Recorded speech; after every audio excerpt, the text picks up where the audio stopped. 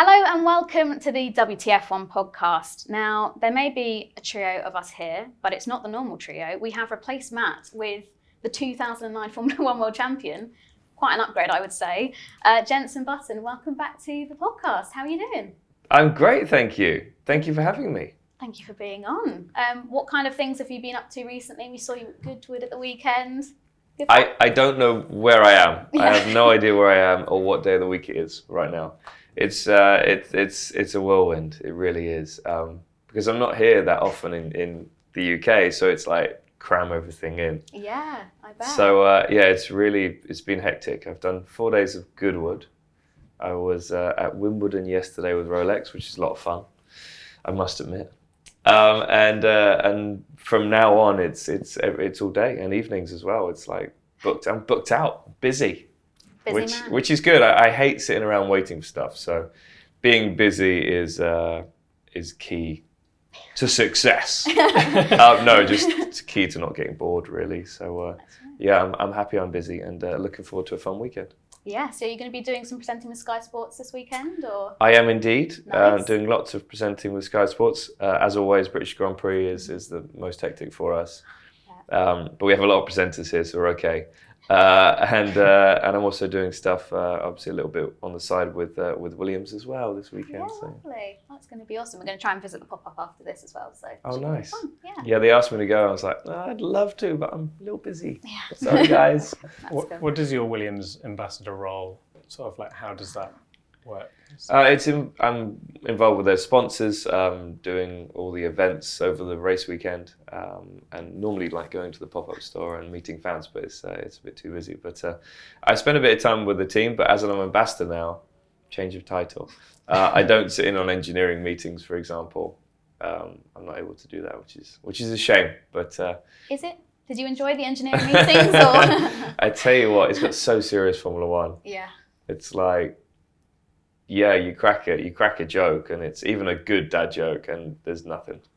That's tragic. There's nothing. It's flat. They're so focused on making the car quicker, which is important, but you need to have a laugh as well, don't you? Dad jokes clearly will make the car go quicker. I know. I thought that as well, but no, they're especially with Williams, they're massively focused on moving forward, which is great because I think there's a long way for them to still go, but they have all the backing and development and funding to make it happen. It's just a matter of time.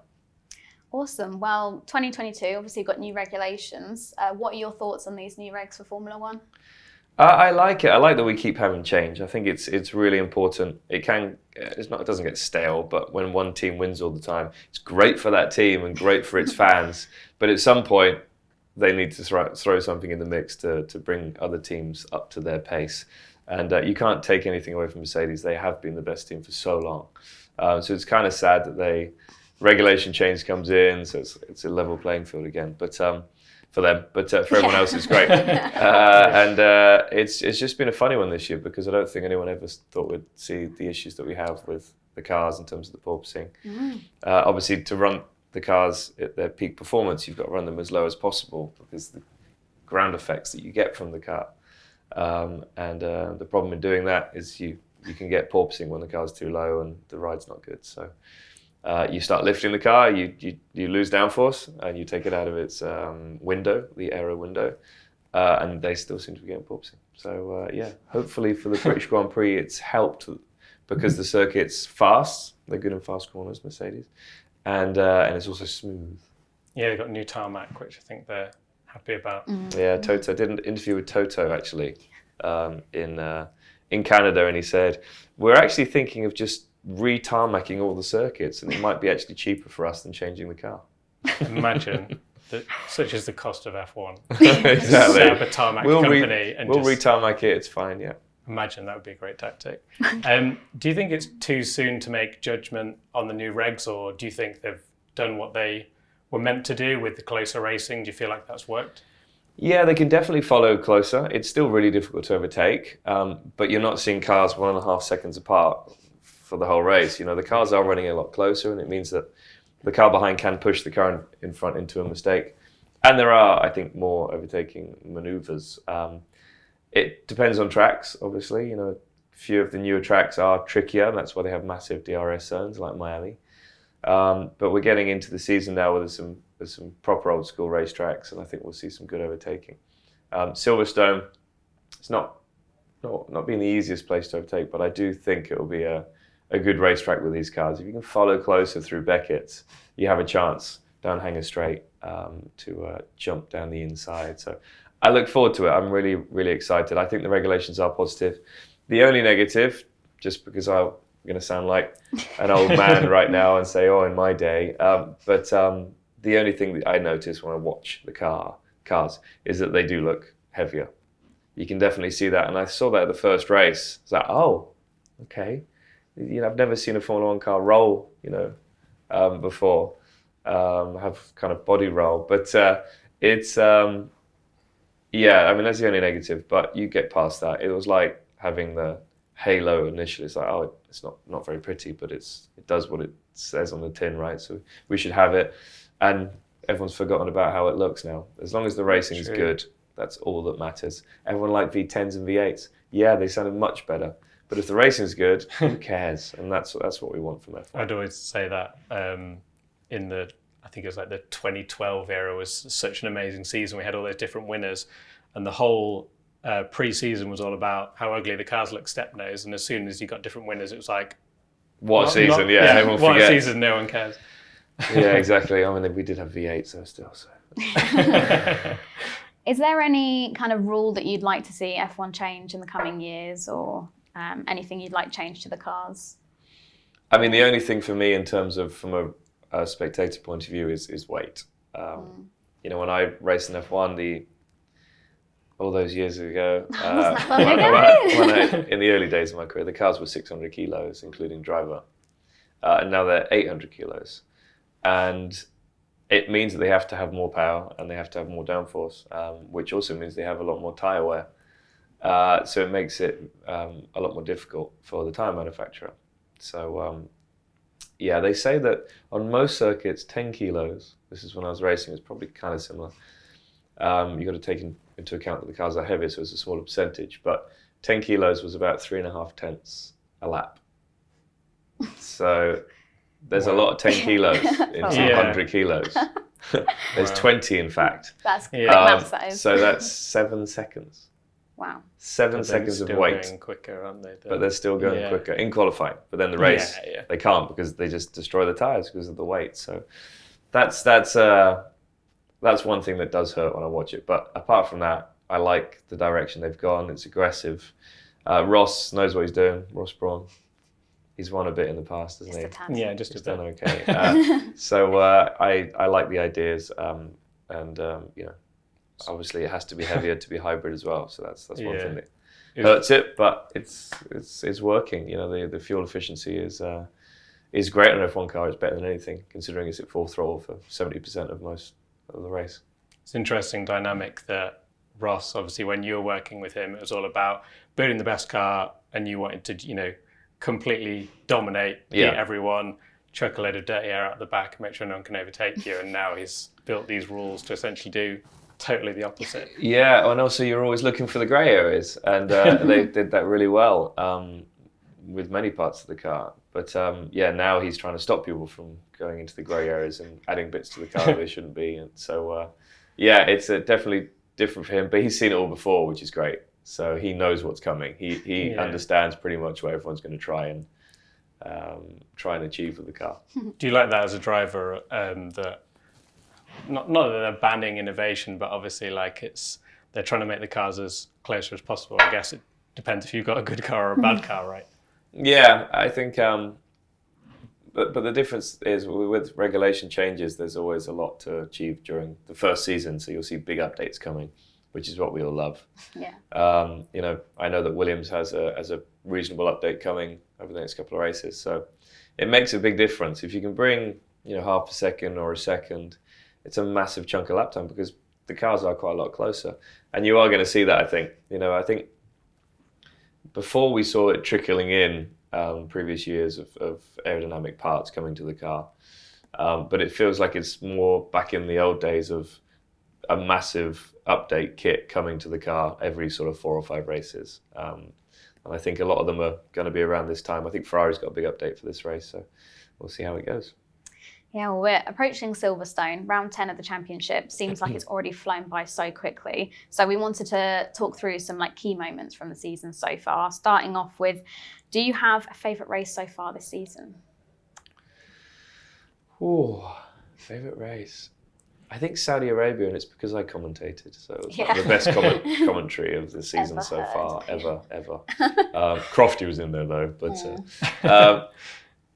I did like Saudi, but it's very different when you're commentating because you see it from a different angle, and there was so much excitement, especially in qualifying, and I enjoyed the fight between Charles and Max, and the mind games that they were playing with each other to overtake each other with the DRS zone and what have you. And I must say, that moment in time, Charles seemed the calmer character, just reading the situation very, very well with Max. So that was good, and I really loved the fight between Fernando and Esteban, teammates, letting them race. So yeah, I mean, that's probably a big surprise for a lot of people for me to mention that race, but I did enjoy it. Yeah, you mentioned as well mind games. When you were in F1, were you known for playing mind games with your teammates, or were you fairly, like laid back? And I mean, you were like Fernando. He seems like the ultimate mind game master. So, well, we were teammates as well, so that was interesting. Yeah. Yeah, there's a lot that went on that season, but it was good fun. Yeah. And it was finally good to see Fernando at work. How his brain works. Exactly. No, it was really enjoyable those 2 years, even though the car was not good. No. But it was the same for both of us. So it means you're fighting against the best guy in the world in a bad car. So at least you can judge yourself against him. For me, it was just being myself around the team. Spending time with the mechanics, spending time with the engineers, and not just in a race scenario. Not just at work. Away from work, take them for dinner or whatever and hang out. We're all in it together. We're all working as a team. And I think some drivers that weren't that way, it definitely affected them quite a bit because it felt like I was making it my team. Yeah. But I wasn't doing it maliciously. I just was doing it because it just felt right at that moment in time. Yeah, that's very nice. How have you found the Max and Charles battle this year? It's been, from a personal point of view, it's been great Formula One to see them because they're always there, like together. But you obviously had Mercedes at the top, and people thought these two are kind of future rivals. Have you enjoyed sort of like commentating and watching them? Yeah, definitely. And as I said, it felt like Charles had the upper hand at the start of the year, even though he wasn't. Well, he did. It was sort of half and half with who came out on top. But he seemed very calm and collected at the start of the year, and Max was being quite aggressive. But they kind of know each other. They know each other so well from the karting days, and nothing changes. You still drive in the same way, and you see the footage of them both as kids arguing about an incident, and it's no different. But they definitely understand each other's driving styles, which I think is important. I think when it was Lewis and Max, I think it shocked Lewis, and understandably, how aggressive Max could be, and he would also make moves that you didn't expect. You think, oh, he's gonna wait for the DRS zone to overtake me, but then he'd throw it up the inside before that, and I think it shocked Lewis, and I get why it was a surprise, and he had to change his way of driving and become more aggressive, which was impressive as well. But for Charles and Max, they've spent a lot of time together through the years and a really good understanding of what the other guy's going to do. And you can see that on track, which is quite interesting. Yeah. Do you feel like Max races Charles differently to Lewis? Because it's certainly, I don't know if it's just the fact that maybe he picked up more penalty points at the end of the season, he's treading a bit more carefully, but it certainly feels like last year Max would throw it the inside at every opportunity to try and maybe, whether it's getting in Lewis's head or just, as a way to beat him. Whereas we haven't maybe seen that with Charles so much. No, I think Charles just moves out of the way. He knows he knows he can kind of sense that he's close enough that Max is going to try something, and he's like, right, he's going to do it. I'm just going to move right, line up the car for the exit and get a good exit. But he's made some massive lunges in the last few years, Max, and impressive that most of them have come off. His awareness of his surroundings is very impressive, but I don't think any other driver really has quite that awareness, and I think that makes it tricky to race Max. He made some moves when I was racing into turn one in races, and I was like, oh, he's going to touch the guy, and he just didn't, because his awareness of his surroundings and car control are so good that he never gets into that accident. But if the situation is in someone else's hands, that's when it gets a bit tight, I think, and they don't expect him to be put in the car where he is. So he's a difficult guy to race, and I definitely did feel for Lewis last year in many situations, and he learned a lot, which is great. He's 7-time world champion. He's still learning, and he adapted his driving style really well, I think, to what Max was throwing at him. Yeah, we've seen a lot of reliability issues as well so far this season for Red Bull and Ferrari. Have you been shocked to see so many engine issues, for example, for Ferrari, or you think it's kind of expected with these new regs? No, I'm really surprised. Yeah. I think teams are normally pretty good at realizing what's going to happen and stopping the car, or changing the engine before the race weekend. That's normally what Mercedes and Red Bull were doing last year, so they didn't have failures. They might have to start at the back, but then they've got the chance of still scoring good points. So it's surprising that it's happening during races, the issues, yes, with Ferrari. They started the year with such a good car. They still have a good car, but it's tough for them. It must be hurting knowing they've got such a good car this year. This is the best opportunity to win for a few years, and with the issues they've got, it's making it very difficult for themselves. I think that you'll see with Red Bull, they'll still have engine changes. I won't say failures, but I think they'll run more than the allocated amount of engines, and they'll take a penalty. So I don't think Ferrari have to worry about that so much, because everyone will take more than the allowed engines because they're pushing them so hard. Long season. I think for Ferrari, the bigger deal is not making mistakes with strategy like they had in Monaco. So I think that's the sort of thing that's going to cost them. Very much so. Who's been your, I say, driver of the season, or maybe you would extend that to drivers? Who's stood out for you this season that's impressed you most?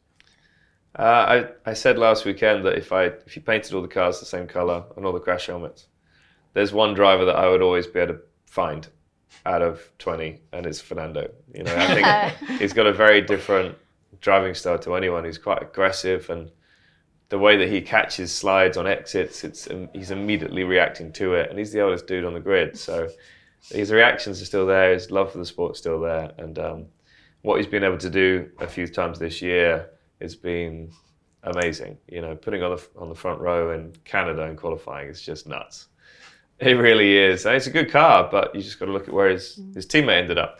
It wasn't the race for him, but sometimes that's the way when you start right at the front with a car that doesn't deserve to be there. You try a strategy like everyone else around you, and it didn't work out for him. He obviously had his issues with the engine as well. But I think he's had some really impressive performances. I think Kevin jumping in the car at the first race, Magnussen, and doing what he did was exceptional, really was. And it just shows you with the sport, if your head's not in the right place, you don't really do as well as you should. And if you come in all excited and the adrenaline's pumping, you can perform. And Kevin this year's a very different Kevin that left in 2020. So it's good to see. We'll see how it goes if the car tails off towards the end of the season, whether his hunger is still there. But I think he's done a great job. I think George's consistency has been great this year. Still think he made a mistake in qualifying. I know that everyone said, it was a worthwhile risk to put slicks on. It's like, well, he's going to put it on pole position, but he's not going to finish first because he's not quick enough. The car's not quick enough. So he's probably going to end up 4th or 5th anyway. So I just thought it was too much of a risk. And when you're in that position with a teammate, where he's been beating him consistently, you can't give him an inch, and you can't give Lewis an inch because he'll jump on it. And did a great qualifying run. You see his confidence after qualifying, and you're working together with your teammate, but you still need to have a little bit on them because you're in the same car. It's the first person you have to beat. And you saw Lewis's confidence after qualifying, and his race pace was outstanding, Lewis, and much quicker than George. So it's immediately a change of dynamic coming into the British Grand Prix, which puts George on the back foot and and Lewis with a lot of confidence. So I look forward to seeing how that works out this weekend. I think that is going to be a really exciting duo to watch with a really good car, I think, around this type of track. I've made a podcast prediction that they're going to maybe have a bit of a fallout at some point when they're together on track. Maybe not quite a fallout, but I think, when they're trying to occupy the same bit of racetrack and they're trying to do what's best for the team. You saw like Alpine, like you mentioned before, in Saudi Arabia.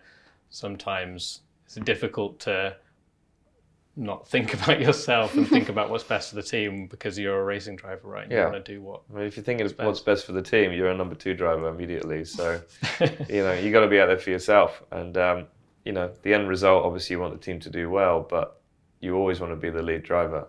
I was very lucky in my career that I never had team orders. The only time I ever had team orders was in Turkey, but I had them after Lewis got the team orders. So Lewis was leading the race in 2010, I think it was. Or when the Red Bulls took it. And he said, because Lewis hadn't saved any fuel and we had to save fuel in the race. So Lewis was told, you don't need to worry about Jenson. He's not going to push you. He's not going to fight for position. And Lewis was like, great. But I was never told anything. No. And I don't think the message got to my engineer because I had enough fuel to push the whole way. So I overtook him and then it all hit the wall and it was like, oh, wow, it was a bit of a mess. And then we obviously fought for a few corners and Lewis was back in front. And then the team came, Jenson, you need to save fuel. I'm like, no, I don't. I've got enough fuel. I said, Jenson, save fuel. No fighting. I was like, oh, what? Just because he didn't save fuel, I have to sit behind him now. So that was the only time it was frustrating. But apart from that, I've never been in a situation where we've had team orders, which is great. And I think that's what it should be like between teammates. You're still there fighting for yourself and fighting to win. Has there been a driver so far this season that you don't think is getting enough recognition for what they're doing? Or is that going to be like another Fernando? Because he's just on it. I mean, I loved when you spoke to him when he was on the front row in Canada and you're like, he must be so buzzing for this, exciting. He's like, no, I was more excited when I was doing Le Mans. That was just such a Fernando answer. But well, also to get a driver excited on the grid before a race is always tricky because their head's already in the race. So that was a pretty excited racing driver before a Grand Prix, I would say. Really? So Valtteri, I think, has done a good job. It's always tricky to tell because he's come from having an amazing teammate to having a teammate that's new to the sport. But I think his consistency was very good, especially in qualifying up until Canada. I think obviously Max and Charles have been fighting it out at the front, which has been great to see, and they've kind of left their teammates behind them for quite a few races up until sort of Monaco time. So it's great to see Carlos and Checo back in the mix. Whether they'll stay there, we'll have to wait and see. But it's nice when we have 4 drivers fighting for race wins. It's not just the 2 of them because quite a few times it has been just the 2 of them this year. But I look forward to this race and hopefully we'll have 6 guys. 6 guys fighting for the race win at Silverstone. That's the dream. Also, so let's talk about the F1 calendar because we seem to be getting new races added all the time or contract extensions. There's talk about potentially some big races maybe going missing off the calendar, such as Spa. Do you think F1 need to do more to ensure that those kind of historic races are just permanently on the calendar? Or do you think that maybe we could have a little allocation with Spa and say another track, I don't know, France or something? Not really comparable, but if Spa isn't there, I'll be very upset. Yeah. Monaco is a tricky one because there's lots going on behind the scenes, I think.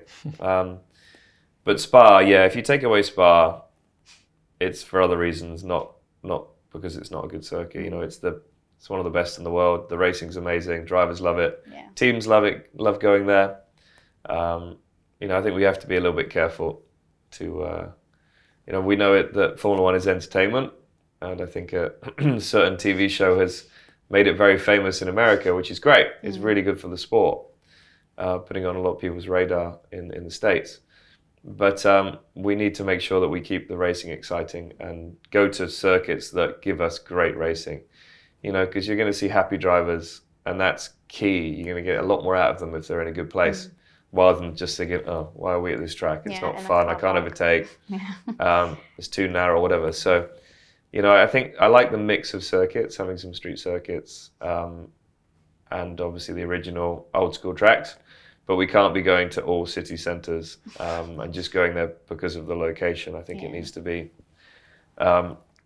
It needs to be because of the track itself and the country it's in as well, because that's how you get the fan base there at the track. But obviously there's a lot more people that watch on TV than actually watch it there. So having a fun track to watch on TV and lots of fighting and racing is really important.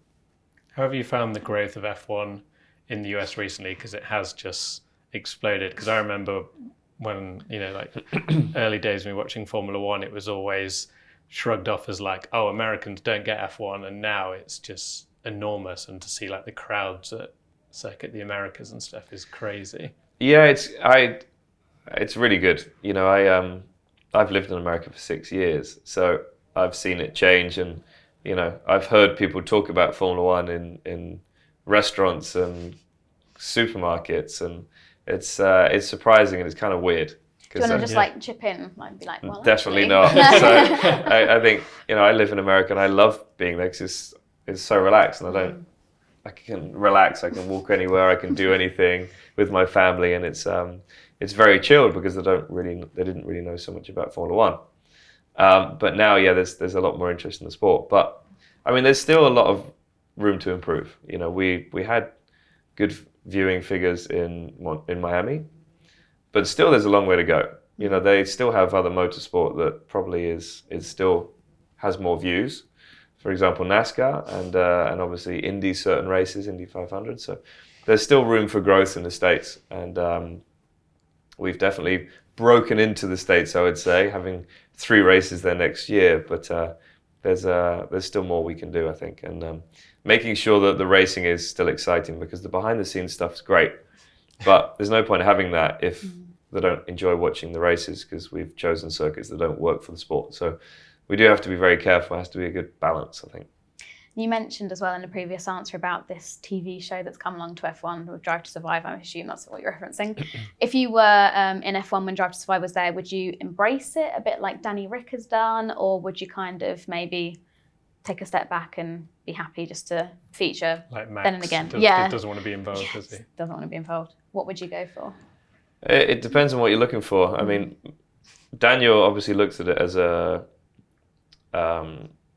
it's helping his profile. Yeah. So it's helping his income. Talk shows all the time now when he goes to the States. It's helping his profile, it's helping his income, and his future possibly after Formula One. So if you don't mind being in the limelight and not being able to go anywhere, go that way. I personally would struggle with it because I like my family time, and I love going to events which are fun and there are cameras there and whatever. But I also like my time with my kids and being away from all of that. Yeah.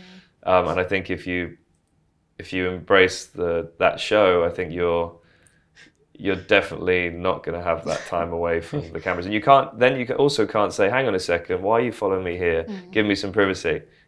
You can't do that anymore. You've given that up really, because you're using it to your benefit. So it's a tricky one. I also get Max's point of view, and not wanting to be involved. I mean, what else does he need? He's got one of the best drivers in F1. He's happy with where he is in life. He kind of doesn't need the show so much, but I also get it from the other side. And I think the first season was interesting because drivers, it was like when I was racing, you don't really want to do too many interviews. You want to focus on, for you, what is the most important part of the job. But the racing, to be fair, isn't really the part of the job you get paid for. You get paid for all the other stuff because that's the work. But most of the drivers were like, oh, okay, I'll do it, but don't want to. And then they saw how well it did the first season. They're like, oh, hang on a second. My social media following has gone through the roof. And, what does this mean? I'm going to be able to do this and this and this. And so, there was definitely a change in the second season. And I would embrace it to a certain point, yes. Yeah. Well, we've got some fan questions as well to sort of round this off because, as you will expect, you have a lot of fans that want to know a lot of things. So Michael Grimwood says, other than F1, what is the most enjoyable discipline you have raced in?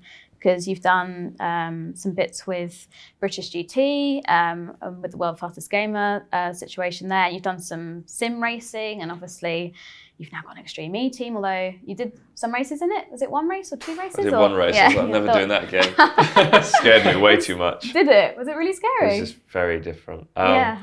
But I've also raced karts for so many years. I love karting, and I think if you can afford to go karting for fun, you should, because it's just the best. It's so pure, so simple, and I raced actually a couple of months ago. Did a kart race. Really? In California. Oh. And I raced in seniors, so I'm really old, so I should be in masters, because it's over 30 is masters.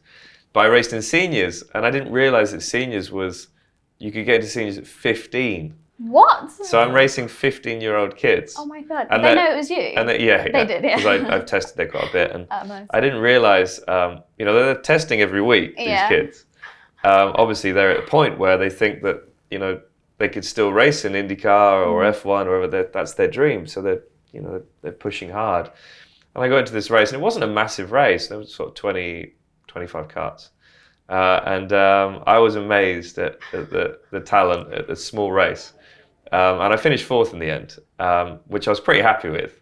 And I didn't quite lead the race at all. I was in second place at one point. But you see the pictures of me, I'm 6 foot tall, and then there's 15-year-old kids who are tiny.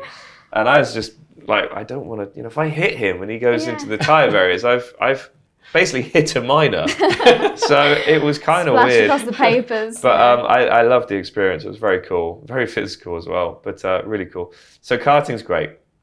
I loved Super GT, so much fun, very different to what I was used to. I came from Formula 1 to Super GT. In the F1 paddock, you've got motorhome, you've got physio, everything's taken care of. You get to Japan and you've got nowhere to sit. And no one's speaking English in the debriefs or the briefings. So I'm like, well, this is great. How am I supposed to help set up the car? But you don't set up the car, you just throw different tyres at it and choose which ones are quicker. But it was a life-changing experience. But we got to win the championship the first year, which is pretty cool. Yeah. But the one thing I'm really excited about is rallycross, and that's what I'm doing this year and next year. One, because my dad used to race in rallycross, which is cool. He raced a Beetle and a Golf. I'm racing in Nitro Rallycross, which is 1,000 horsepower electric vehicle with 12 inches of suspension travel, which is massive. So it's Travis Pastrana's baby, the category. Massive jumps, gap jumps. It's a motocross track, but for rallycross cars, which awesome. I have no experience of at all. So, yeah, I don't know how I'm going to be, but looking forward to the challenge. Yeah, very much so. I've got a question here from Charlotte_TF1 says, who do you think will be the next new F1 world champion? That's not won it before. What? I'm just trying to think where they're going to be, what drivers and what teams they're going to be in the next few years. Yeah. Who hasn't won it yet? Well, I think we were all thinking possibly Charles, but it's going to be a tricky one, I think, at the moment with how quick Red Bull are. But I think he's probably the most likely. I think Lando is a big talent. Obviously, George is. The problem for George is he's got Lewis as teammate, so... it's kind of like when we were teammates. One of us probably could have won the championship in the 3 years we were together, but we kept taking points off of each other and wins off of each other. So it hurt us as a team, and it'll be the same thing for George and Lewis. They're going to keep taking wins off each other when the car's competitive. So it makes it a lot trickier to win a championship. I think Charles is the next one. I think Lando. He's got a long-term contract, which surprised me a little bit that he went for that. Obviously, it's a big paycheck because to have a long contract with anyone is it's a risky thing because that could be your whole career with one team that possibly could never win a race. So that surprised me, and everyone says, "Oh, he's a." Well, if you're not a team player, if you don't do long-term contracts, no, I am going to think of myself first. I have to be selfish. So I hope he gets the opportunity because he is a mega talent and deserves to be fighting for wins and championships. Got a question here from the Same Old Blues, and as soon as I saw this, I knew it. We had to ask this. You were telling a story about how Kimi was sat in your living room at a race. Like, you were talking about it last year, but I think you got cut off. Are you able to? I probably got cut off for a reason. Did you? With someone going, no. Exactly. Can you elaborate to that story, or is that? And that was it. But how did he get there? How did you know where you were? I don't know. I mean, to be fair, I probably wasn't really with it either. No. So, I remember he was in there with a mutual friend, it was actually sat in my kitchen. I was like, this is so random. Yeah. It's one of those things when you see someone somewhere that you don't expect them to be. Right? If you went to Italy and you saw your best mate or something there, initially it's like, I can't quite compute what's going on right now. And that was the same thing. It's like, well, I don't understand why you're in my kitchen drinking my drinks. But yeah, that was it really. And then he kind of got up and left. Was it like in your house? Did you like have a house key or something? Or? Well, someone must have, but I don't know who. So you got it under a plant pot or something? Probably was. Yeah. Probably was. Wow. Yeah. That's insane. That's so funny. That is really bizarre. Got one from Max2223. And it's, you say you like cake. If you had to choose your ideal birthday cake, what would it be? It would be red velvet. Oh, that's a good shout. I love red velvet. There's a place in LA called Susie's Cakes. They don't sponsor me, by the way. I'm just plugging them because they're really good. But Susie's Cakes are great. They're always really fresh, and we always get our birthday cakes from there. So yeah, Susie's Cakes all the way. Shout out Susie's Cakes. Yeah. Well, I think we'll probably end it there. Thank you so much, Jenson, for your time and being so open and honest with your questions. I look forward to seeing you on Sky Sports. And thanks everybody if you've submitted questions and stuck around. We will Cheers. see you in another podcast soon. Cheers. I'll drink my non-existent tea.